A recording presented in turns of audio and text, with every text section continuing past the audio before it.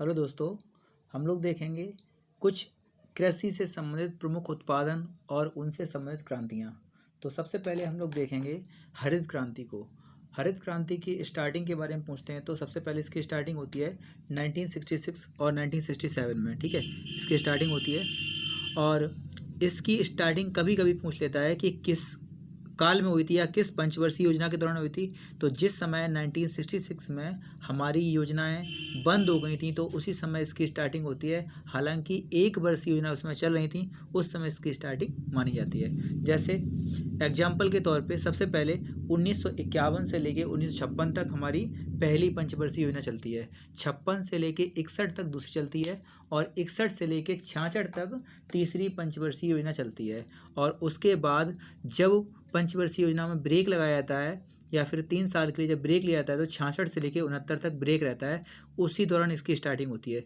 कभी कभी एग्जाम में आ जाता है तो तीसरी क्रांति, कभी कभी आंसर सही भी मान लिया गया है इसका, इसलिए ध्यान रखेंगे इसकी स्टार्टिंग जो 1966 और 67 मानी जाती है। लेकिन इस समय योजना विकास चल रहा था, इसलिए 1966 और 67 को योजना विकास के टाइम में माना जाता है कि हरित क्रांति की स्टार्टिंग जो है 1966 से लेके 67 तक होती है और ये योजना विकास का टाइम था।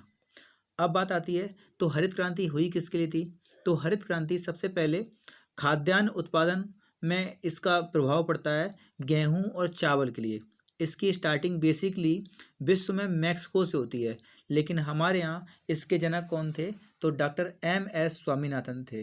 Doctor M.S. स्वामीनाथन जो कि हमारे यहाँ कृषि के जनक माने गए हैं, हरित क्रांति के जनक माने गए हैं। और इन्होंने जो बीज यूज किया था हाई यील्डिंग वेराइटीज़, ये बीज यूज किया था और इसमें कुछ कृत्रिम खादों का यूज किया था, आधुनिक उपकरणों का यूज किया था, कीटनाशकों का प्रयोग किया था, जिसकी वजह से हरित क्रांति में काफ़ी गेहूं और चावल में काफ़ी फायदा प्राप्त होता है। क्वेश्चन पूछा गया है कभी कि हरित क्रांति के समय में कौन से क्षेत्र में ज़्यादा फायदा प्राप्त हुआ है। तो हमेशा याद रखेंगे कि यूपी का पश्चिम वाला इलाका जो कि सटा हुआ है किससे, पंजाब से। तो पंजाब और यूपी का पश्चिमी क्षेत्र, यूपी का पश्चिमी क्षेत्र मतलब नोएडा के पास वाला इलाका जो है, यहाँ पे बहुत फायदा मिला था। इसको ध्यान रखेंगे इस चीज़ को। हरित क्रांति में अगर वर्ल्ड में पूछा जाएगा हरित क्रांति का जनक कौन था तो वर्ल्ड में हरित क्रांति के जनक थे डॉक्टर नॉर्मन बोरलॉग। लेकिन अगर इंडिया की बात करेंगे तो M.S. स्वामीनाथन। ठीक है, ध्यान रखेंगे। इन्हीं की बेटी थी सौम्या स्वामीनाथन जो कि WHO में भी काम किया है और कई क्षेत्रों में काम किया है इन्होंने।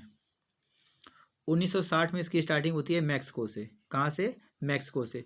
और मैक्सिको से ही हमारे यहाँ बोने प्रकार का बीज भेजा गया था जो कि इन लोगों की एक चाल समझ सकते हैं। ठीक है, तो डॉक्टर नॉर्मन बोरलॉग ने इसकी स्टार्टिंग की थी वर्ल्ड में, लेकिन इंडिया में M.S. स्वामीनाथन ने। तो चावल में बहुत अधिक वृद्धि कहाँ प्राप्त होती है तो फिलीपींस में। और फिलीपींस की कैपिटल क्या है? मनीला। फिलीपींस की कैपिटल क्या है? मनीला। और फिलीपींस में ही चावल का अंतर्राष्ट्रीय चावल अनुसंधान संस्थान स्थित है, क्योंकि चावल में 1960 के 60 से 70 के दशक में चावल में बहुत अधिक वृद्धि प्राप्त होती है। कहाँ पे? फिलीपींस में। इसलिए अंतर्राष्ट्रीय चावल अनुसंधान संस्थान कहाँ स्थित है? मनीला में। और मनीला कहाँ है तो फिलीपींस की कैपिटल है। और यहीं पे सबसे पहली बार डॉक्टर नॉर्मन बोरलॉग ने विश्व में हरित क्रांति की स्टार्टिंग की थी। ध्यान रखेंगे इस चीज़ को। अब बात आती है आगे। मैक्सिको में स्टार्ट की थी इन्होंने, लेकिन फ़ायदा कहाँ प्राप्त हुआ तो फिलीपींस में सर्वाधिक चावल का। इसलिए यही माना जाता है कि यहीं पे अंतर्राष्ट्रीय चावल अनुसंधान संस्थान स्थापित किया जाना चाहिए। ठीक है, अब आगे चलते हैं हम लोग। और यहीं पे ADB का मुख्यालय भी है, एशियन डेवलपमेंट बैंक का। ध्यान रखेंगे इस चीज़ को। अब आगे चलते हैं हम लोग तो श्वेत क्रांति के बारे में। श्वेत क्रांति के जनक कहे गए हैं हमारे यहाँ। कौन कहे गए हैं तो वर्गीज कुरियन जी कहे गए हैं। और ये चौथी पंचवर्षीय योजना के टाइम में इसकी स्टार्टिंग की गई थी। दूध के उत्पादन से संबंधित है ये।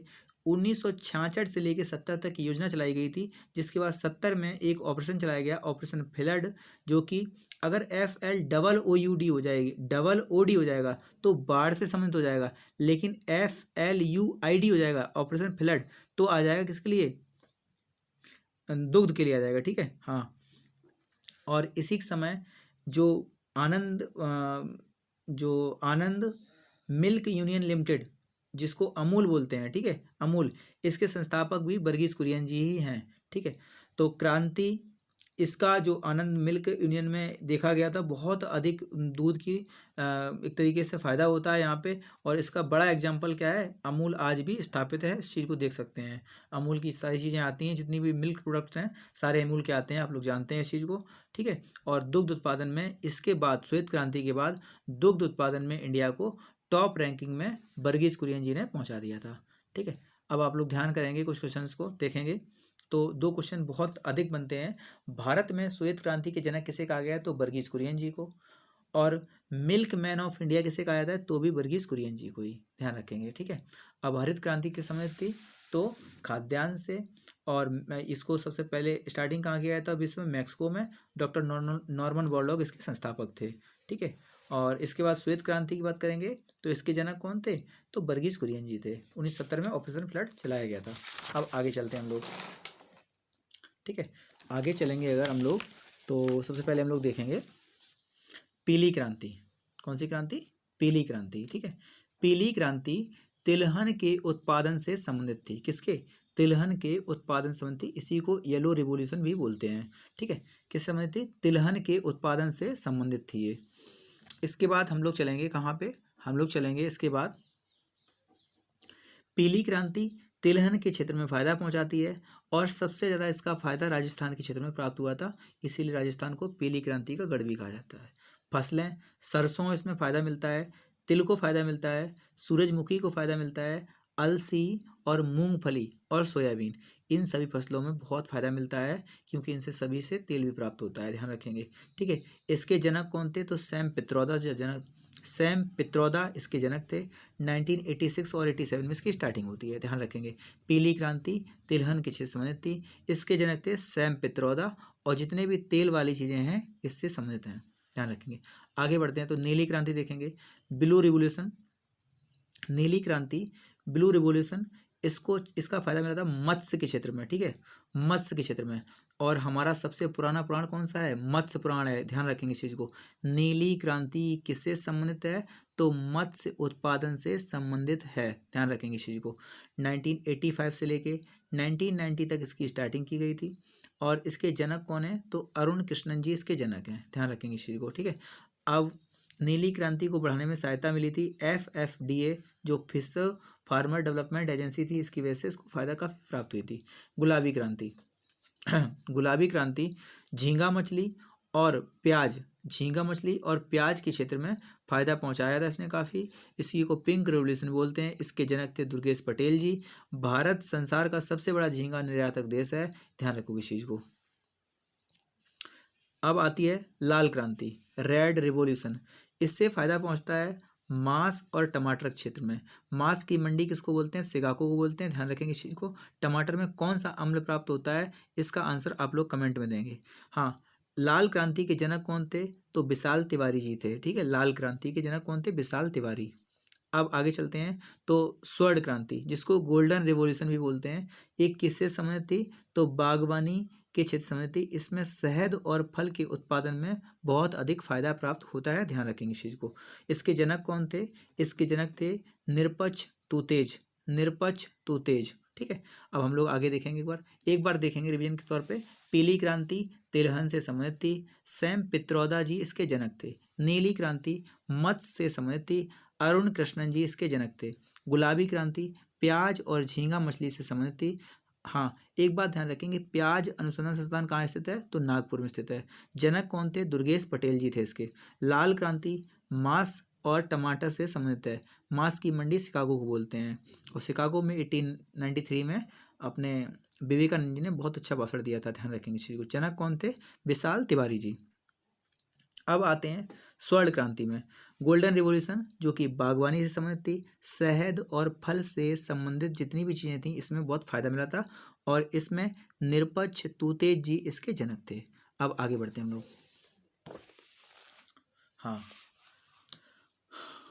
अब आती है रजत क्रांति, जिसको सिल्वर रिवॉल्यूशन भी बोलते हैं। अंडे के उत्पादन से संबंधित थी। इसके जनक इंदिरा गांधी जी को माना जाता है, क्योंकि इंदिरा गांधी के टाइम में ही इसकी स्टार्टिंग होती है। अब आती है गोल क्रांति।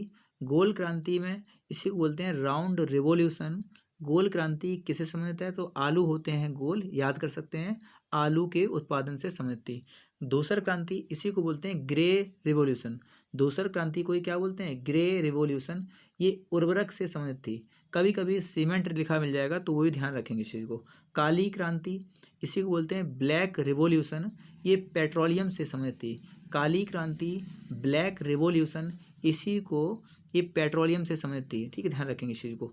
इंद्रधनुषी क्रांति, इंद्रधनुषी क्रांति किस संबंधित थी? तो रेनबो रिवॉल्यूशन से संबंधित थी। और इंद्रधनुषी क्रांति, इसी को बोलते क्या है? Rainbow revolution.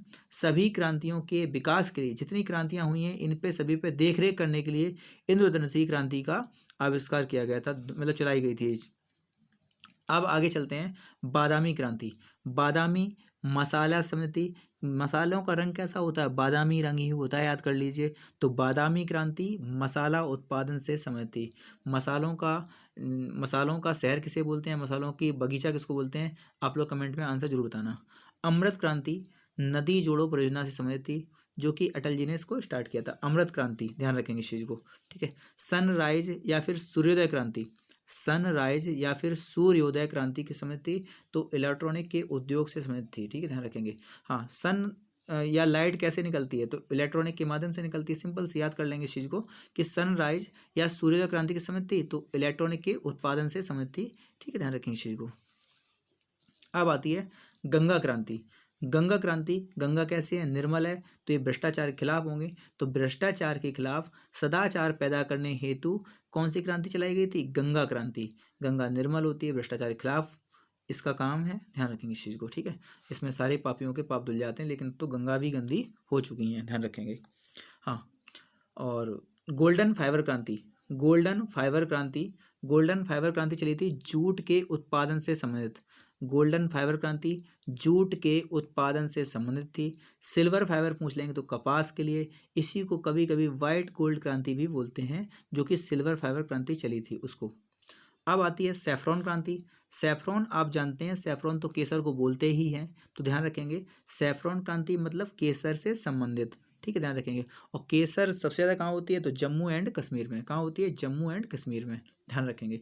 खाद्य श्रृंखला क्रांति, अगर इसकी बात करेंगे तो कृषकों की आय दुगना करने से संबंधित थी। हालांकि इसका टारगेट 2022 तक का रखा गया था और कुछ अचीव किया है, ज़्यादा पूरा अचीव नहीं कर पाए हैं इसको। खाद्य श्रृंखला क्रांति कृषकों की आय दुगना करने से संबंधित थी। अब एक बार इसको स्पीड में रिवीजन करेंगे, या फिर आप लोग कुछ ध्यान करेंगे, कुछ क्वेश्चंस को ध्यान करेंगे आप लोग। जैसे ग्रीन रिवॉल्यूशन यानी कि हरित क्रांति कौन थे? वर्ल्ड में कौन थे? तो नॉर्मन बोरलॉग जी थे। और इंडिया में कौन थे? तो MS स्वामीनाथन जी थे। ठीक है। अगर व्हाइट क्रांति की बात करेंगे यानी कि श्वेत क्रांति की बात करेंगे तो दुग्ध के क्षेत्र में थी, और वर्गीज कुरियन जी इसके अध्यक्ष थे, मतलब कि इसके जनक थे। ठीक है। अब आती है गोल क्रांति यानी कि आलू से संबंधित थी। दूसर क्रांति उर्वरक से संबंधित थी। काली क्रांति पेट्रोलियम। इंद्रधनुषी क्रांति रेनबो रिवोल्यूशन को बोलते हैं, सभी क्रांतियों के विकास के लिए आई थी ये। बादामी क्रांति मसाला से। अमृत क्रांति नदी जोड़ों के लिए थी। सनराइज थी इलेक्ट्रॉनिक के लिए। गंगा क्रांति भ्रष्टाचार के खिलाफ थी। और गोल्डन फाइबर क्रांति जूट के उत्पादन से संबंधित थी। सिल्वर क्रांति, सिल्वर फाइबर पूछेगा तो कपास के लिए, या फिर इसी को कभी कभी वाइट गोल्ड बोला गया कपास को, क्योंकि ये वाइट होता है और कपड़े में बहुत पैसे मिलते हैं, आपको पता है। खाद्य श्रृंखला क्रांति की समझ थी, तो कृषकों की आय को दुगना करने समझ थी। ठीक है, इन सभी क्वेश्चंस को एक बार आप लोग देख लेंगे। उम्मीद करते हैं ये वीडियो पसंद आएगा आपको वैसे, और आप लोग बता सकते हो अगर कोई टॉपिक आपको चाहिए है वीडियो से संबंधित तो आप लोग बता सकते हैं। इसके अलावा कोई वीडियो में स्लो करने का ऑप्शन होता है, अगर आपको मेरी तेज़ लगता है तो आप स्लो कर सकते हैं, पर मैं यही कहूँगा कि इतनी स्पीड तो आपको बनानी ही पड़ेगी। इसके अलावा मैं फालतू टाइम आपका लूँगा नहीं, अगर आप चाहें तो आप वीडियो को स्किप भी कर सकते हैं इसके बाद जहाँ से मैंने बंद किया है। ठीक है, थैंक यू दोस्तों।